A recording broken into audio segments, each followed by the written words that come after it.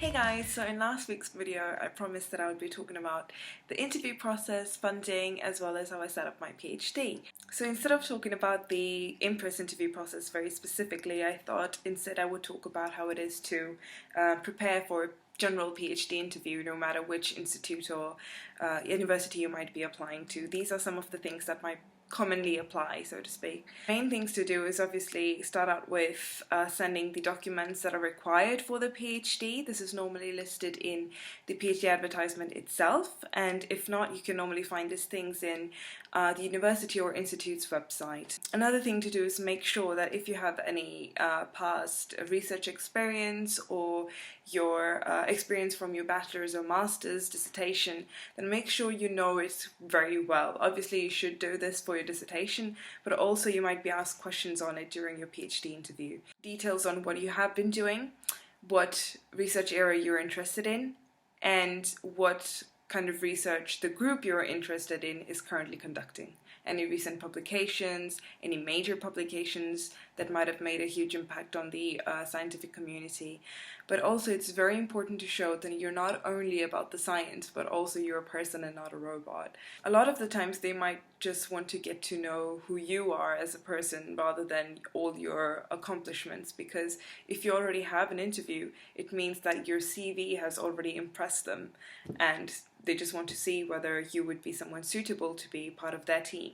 Some of the things that you could be doing if you're applying for a PhD or interested in it is make sure you have an online presence, and one way in which you can do this is, for example, have a LinkedIn profile, and this allows you to not only upload your CV online but also bring in academic contacts. Another thing to do is obviously get as much experience as possible. You don't want to be in a stage where the PhD experience can be a shock, really. So make sure you really want to do this by getting as much lab experience as possible. It would also help grow your portfolio, obviously. And this doesn't have to be something major like a year out or 2 years or something. It can be even a few months during the summer. Can be voluntary work in any group you're interested in, just to know how it is to be part of the scientific world. So previously I mentioned that one of the first things I did when I started here was outline my project and write a project proposal to make a detailed plan on exactly what I was going to do. This is a very important part of setting up your PhD, but writing a project proposal right at the beginning also allows you to potentially apply for funding if you want to, even after you've started your PhD. Some funding bodies will allow you to do that up until the first year of your PhD, so it's never too late, and this is something that is quite encouraged here. The funding for a PhD can actually come from different places. It depends on where you're working, if you're working in a specific institute, if you're affiliated with a specific university, whether the institute in itself is affiliated with different funding bodies, so this can come from different places, and also whether or not you're enrolled in a specific graduate school program. So since this is the last video, I thought I would share with you some of the things that I've learned during my PhD so far. One of the things is that people who get through their PhD and do well and make it to the finishing line are not necessarily the smartest ones. They are the ones that are the most stubborn ones. It's not about intelligence, it's about perseverance and mainly tenacity. A lot of the times, and no one will tell you this, I would say about 75 to 80% of the times your experiments will not work.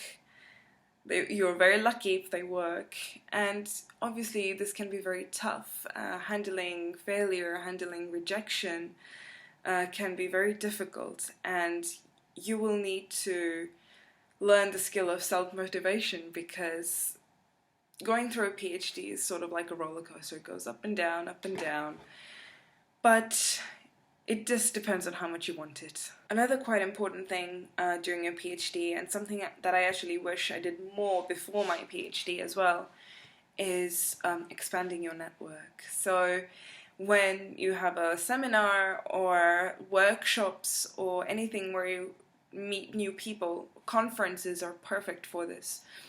is make sure that you have a strong presence, introduce yourself, talk about what you're doing, ask questions. Networking is not just about finding future employment opportunities, but it can also help you with specific issues during your PhD. Last but not least, I would say this is probably the most important point, and something that I learned quite early on, fortunately, is really enjoy your PhD rather than thinking of it as this really hard and challenging burden. And just make sure you focus on other things in your life rather than making your PhD the only point you focus on. Obviously, you might not enjoy it every day, but as a whole, just make the best out of it. Doing a PhD can definitely be quite difficult and challenging, but there are some great moments too. I've made some wonderful friends from all over the world. I've obviously had the opportunity to move to a new country, and that also means that there are great opportunities for new hobbies. So these are just a few things, and I'm sure there's a lot more to come, a lot more to learn. I'm quite looking forward to it, but obviously I'm also scared and nervous, but it'll be fine in the end. It just depends on how stubborn you are, and it'll be fine. I hope that these videos have helped you make a decision and giving you an insight into how it is to do a PhD. If you have any questions, obviously feel free to drop a comment. And otherwise, good luck, and I hope everything goes well for you.